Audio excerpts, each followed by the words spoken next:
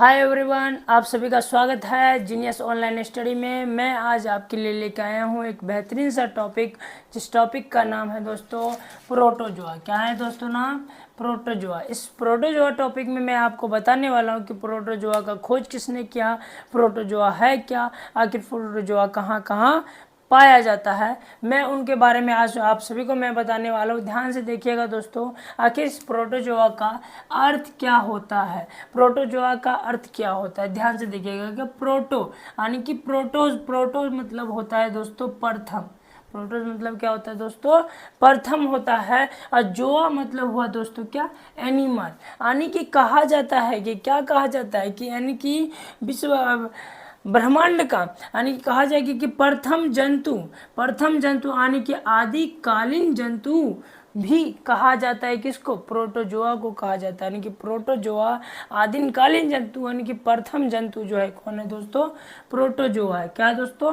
Protozoa. आखिर ये protozoa का खोज किसने किया दोस्तों? ये बात सबसे मुख्य बातें हैं कि प्रोटोजोआ का खोज किया तो किया किसने किया, तो ध्यान से देखिएगा दोस्तों। कहता है कि प्रोटोजोआ का खोज दोस्तों, प्रोटोजोआ का खोज जो किया था एंटोनी वॉन ल्यूवेनहॉक ने किया था। किसने किया था दोस्तों? एंटोनी वॉन ल्यूवेनहॉक ने किया था दोस्तों, जिसने प्रोटोजोआ के बारे में बताया कि ये प्रोटोजोआ है। बट उसने ये नाम नहीं दिया था, बट इसने खोज किया था, उस जीव का खोज किया था। बट देखिएगा धीरे धीरे बताएंगे कि आगे नाम किसने दिया। देखिएगा दोस्तों, प्रोटोजोआ यानी कि उस जीव का, जिस जीव का इसने एंटोनी ल्यूवेनहॉक ने खोज किया, उस जीव का नाम किसने दिया। यानी कि ये प्रोटोजोआ जो जीव था, उस जीव का प्रोटोजोआ नाम किसने दिया दोस्तों? तो किसने दिया? गोल्डन फर्स्ट ने दिया था दोस्तों। गोल्डन फर्स्ट ने दिया था दोस्तों। पहले मुख्य बात है यहाँ देखिएगा, कहता है प्रोटोजोआ के अध्ययन को क्या कहा जाता है। यानी कि दोस्तों प्रोटोजोआ के अध्ययन को क्या कहा जाता है दोस्तों? देखिएगा प्रोटोजोआ के अध्ययन को क्या कहा जाता है? प्रोटोजूलॉजी। क्या कहा जाता है दोस्तों? प्रोटोजूलॉजी कहा जाता है दोस्तों। ध्यान से देखिएगा, कहता है कि प्रोटोजोआ, आखिर यह प्रोटोजोआ एक सरल एकोशिकीय जीव है। इसे हम अपनी खुली आंखों से नहीं देख सकते हैं। इसे देखने के लिए हमें सूक्ष्मदर्शी की आवश्यकता होती है दोस्तों। ध्यान से देखिएगा, कहता है कि ये सरलतम रचना वाले एकोशिकीय जीव होते हैं। कैसा? प्रोटोजोआ आपसे पूछा जाएगा, बताइए प्रोटोजोआ कैसी कोशिका है, एकोशिकीय है या बहुकोशिकीय है? तो याद रखिएगा दोस्तों, तो प्रोटोजोआ कौन सी कोशिका? तो एक कोशिकीय कोशिका है, जिसके जो वह सूक्ष्मदर्शी जंतु है। क्या है? सूक्ष्मदर्शी जंतु है, यानी कि सबसे छोटा जीव है। क्या है? छोटा जीव है। देखिएगा ध्यान से आगे, कहता है कि इन जंतुओं का शरीर नग्न होता है। क्या होता है?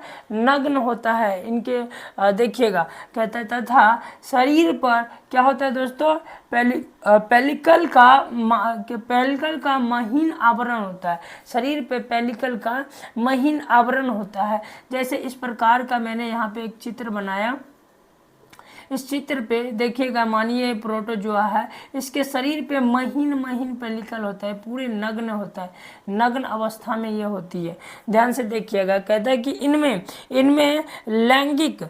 दोस्तों लैंगिक जनन, यानी कि इसमें अलैंगिक है, सॉरी दोस्तों क्या है ये? अलैंगिक जनन, द्विखंडन, बहुखंडन, मुकुलन तो द्वारा होता है। इसमें क्या होता है? जो जनन की जो क्रिया होती है वो किसके प्रकार से होती है? जनन की क्रिया, इनमें सारी जनन की क्रिया हो जाती है।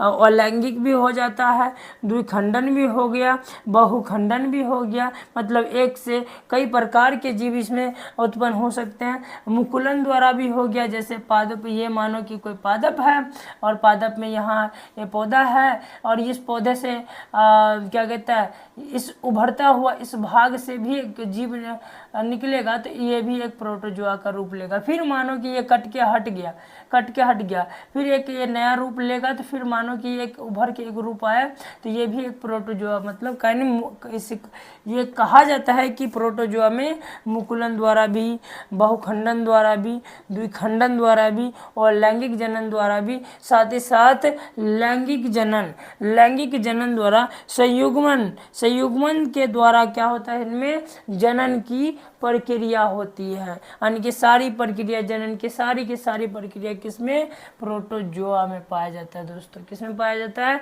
प्रोटोजोआ में पाया जाता है। देखिएगा ध्यान से आगे देखिएगा, कहता है कि देखो इस संघ के अधिकतर जो जंतु होते हैं ना, अधिकतर जो जीव होते हैं ना, वो सरे गले स्थानों पे पाए जाते हैं। मतलब देखिएगा कहता है क्या, गीली मिट्टी चिपचिपा पदार्थ, यानी कि देखिएगा सरी गली कार्बनिक वस्तुओं इत्यादि में क्या होती है, इनकी स्वतंत्र रूप से पाए जाते हैं। मतलब सरे गले स्थानों पे प्रोटोजोआ अधिक मात्रा में पाया जाएगा।